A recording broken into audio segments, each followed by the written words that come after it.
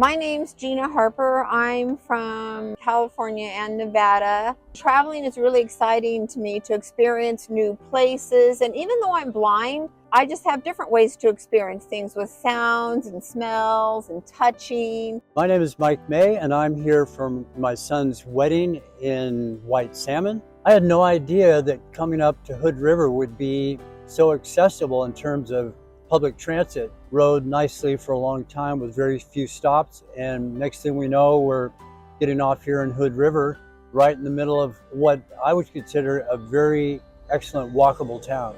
And that's something that makes traveling really unique and really good for blind people, that everything's walkable.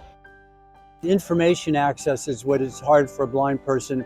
You don't have to depend on coming with a sighted person to read things to you, and they might not want to shop in the same shops, or they may not want to read to you everything. We do have technology, we have apps, but inside it would really be great if more information was accessible in terms of either Braille or audio or QR codes or however we can do that.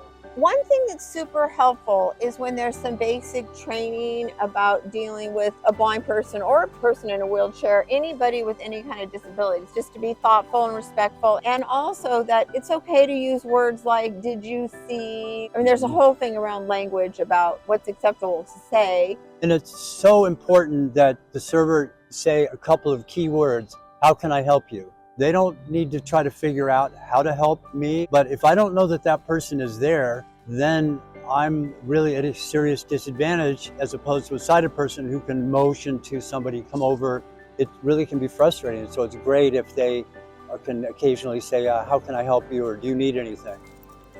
We used our GPS on our phone, and we were able to identify all kinds of coffee shops, ice cream shops, clothing stores, including fun thrift clothing stores, my favorite. It's exciting. There were 2 restaurants with a word dog in them. And a pet store. The dogs really like that. The town is really compressed. We didn't have to walk that far to get to all of the different options where we spent our day wandering around this really cute town.